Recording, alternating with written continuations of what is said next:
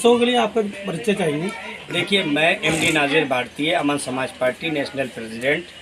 देश के प्रधानमंत्री नरेंद्र मोदी जी ने 2 दिन पहले कृषि कानून जो 3 कानून थे उनको वापस ले लिया है, उस पर क्या कहेंगे? देखिए, प्रधानमंत्री नरेंद्र मोदी क्या कानून वापस लिया ये बता दीजिए। कहते हैं कि हमने किसानों की दुख दर्द की बात समझी, किसानों की परेशानी समझी, मैं उनसे माफ़ी मांगता हूं। अरे प्रधानमंत्री जी, आपको 1 साल पहले ही माफ़ी मांग लेनी चाहिए थी। पहली बात तो आप जब पार्लियामेंट में एक अध्यादेश लाए थे, क्या आपने किसानों की जब राय ली थी? नहीं ली था, आपने पूंजीपतियों की राय ली थी।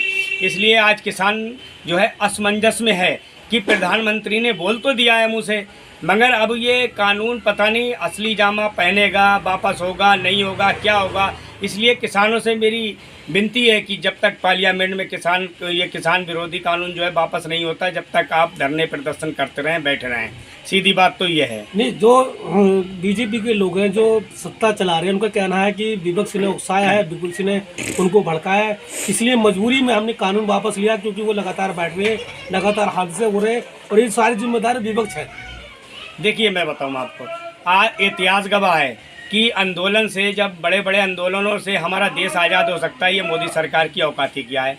मोदी सरकार क्या है? कुछ नहीं है, आज है कल नहीं होगी। देखिए, तो इतिहास गवाह है। मगर रही किसानों की बात, अमन समाज पार्टी किसानों के हमदर्दी में, किसानों के साथ कंधे से कंधा मिला खड़ी और मांग करती है प्रधानमंत्री जी से कि कम से कम 750 करोड़ रुपया फंड जो है किसानों के लिए अलग से दिया जाए, जिससे पर किसान को 1 करोड़ रुपया मिल सके।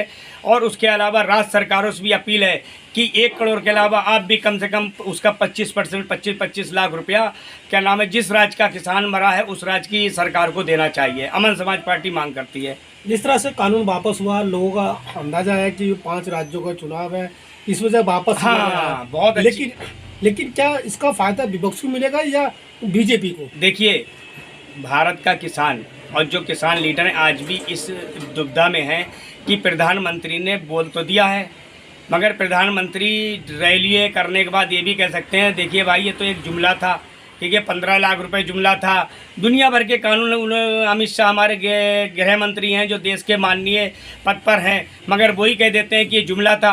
तो प्रधानमंत्री की बात पे कौन विश्वास करे? आज भारत के इतिहास में सबसे बड़े सर्वे करा लीजिए, अगर कोई झूठा प्रधानमंत्री कहलाया गया तो भारत का देश का प्रधानमंत्री है। क्योंकि हमें अफसोस है कि हमारे देश का प्रधानमंत्री मोदी को झूठा कहा कोई बात नहीं, मगर हमारे देश के प्रधानमंत्री को झूठा नहीं कहना चाहिए, क्योंकि प्रधानमंत्री एक सर्वोच्च पद है। मगर मोदी जी ने उसकी भी जो है ना गरिमा को मिट्टी में मिला दिया। मैंने सवाल कुछ और किया, जवाब कुछ और दिया है जी। मैं कह रहा था कि जो कानून वापस लिए हैं उससे बीजेपी को फायदा होगा या विपक्ष को? देखिए, बीजेपी को तो फायदा अब होने वाला नहीं है, बीजेपी भूल जाए। विपक्ष में फायदा होगा, राज्य स्तर पर जो सरकारें अच्छा काम कर रही हैं उन्हीं लोगों का फायदा होगा। और मैं तो ये कहता हूँ, फायदा किसी की भी हो, पहले किसान के दुख दर्द की बात किसानों के हित में जो सरकार करेगी उसी का फायदा होगा।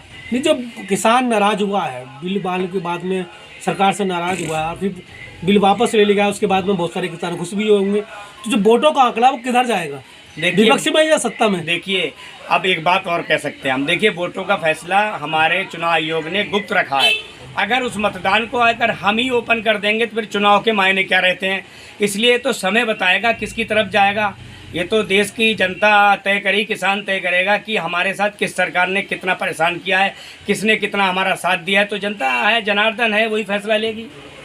ऐसे में आपकी जो पार्टी है अमन समाज पार्टी, वो उत्तर प्रदेश और बाकी 5 राज्यों में जो चुनाव है वहाँ चुनाव लड़ेगी नहीं लड़ेगी, क्या फैसला करेगी? देखिए, हमारी पार्टी जहाँ जहाँ चुनाव होंगे भारत के हर राज्य में, हर प्रदेश में चुनाव लड़ेगी।